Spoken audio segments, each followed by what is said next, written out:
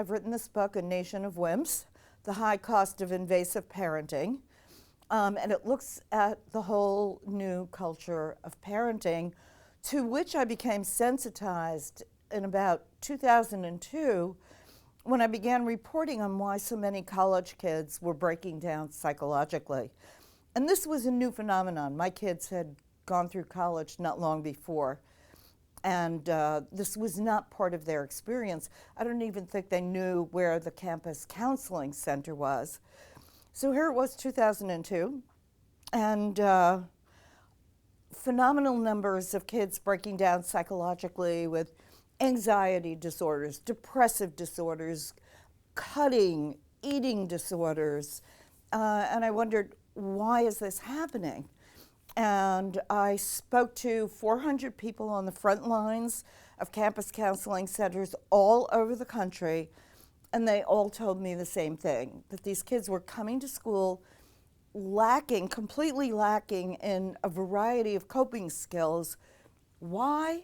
Because their parents were taking the lumps and bumps out of life for them, pushing them to achieve.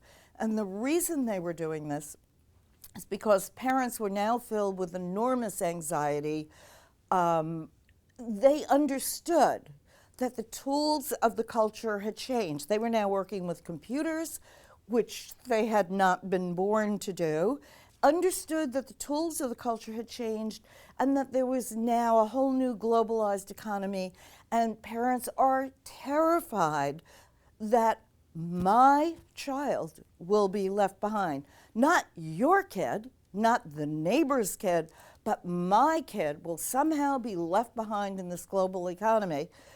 No one knows what it takes for them to succeed, or no one's thinking rationally because they're so anxious, and anxiety cuts down your ability to think, and they just push their kids into succeeding on the soccer field, succeeding academically.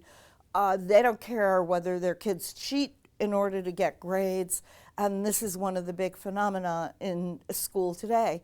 And what happens is these kids lack all kinds of coping skills, including social skills. So one of the results of this is that you have a phenomenal problem of drinking on college campuses. And this isn't the kind of casual social drinking that kids used to engage in.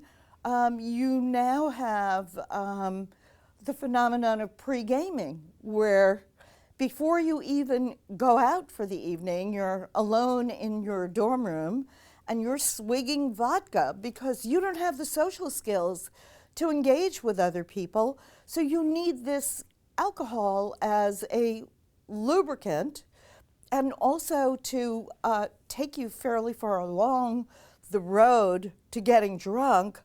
And getting drunk and passing out, believe it or not, is something that these kids see as a positive because it gives them something to talk about. And this is very different from the social experience of previous generations of college kids. I mean, there is the great paradox that what parents are doing is to program their kids and push their kids because they want them to do well in the global economy. But the way you do well in the global economy is you innovate. That's what we need. And the way you innovate is you have to have people who are kind of mentally facile and able to solve problems. And what we're doing is we're literally taking the ability to stumble and to learn how to solve problems away from children from the very beginning, because we're not even allowing them to play in the playgrounds. We're not allowing them to fall down. We're not allowing them to have any minor life challenges where you learn to cope and learn to solve problems and learn that you can actually solve problems, that you can stumble slightly, pick yourself up, dust yourself off, and keep going and do well. Well, there are a couple of things that parents can do instead of this anxious hovering over the kids. First of all, if you're really concerned about your kids' academic success and their desire for achievement. The single most important thing you can do is you can have dinner with your kids 5 nights a week. This is a phenomenal set of studies show that this is really where the desire to achieve is born, where knowledge is kind of passed around, where if kids get a chance to join the conversation, they become eager to join, to learn, they understand the rhythms of conversation, the complexities of thinking, all within this loving cocoon. And that's invaluable to kids. So having dinner with parents at least 5 nights a week is incredibly important. Another very important thing is letting kids play. And I mean rough and tumble play, which has virtually disappeared from the face of the earth in the United States. And there are actual studies that show that what play does is it activates many, many genes in the executive portion of the brain. And it stimulates the growth of nerve cells. It stimulates the growth of the circuits that allow children to eventually gain control of their own behavior, that to gain control of their impulses, to gain control of attention, so that they can, on their own, pay attention, which is one of the single great skills needed, increasingly needed in this very distracting world.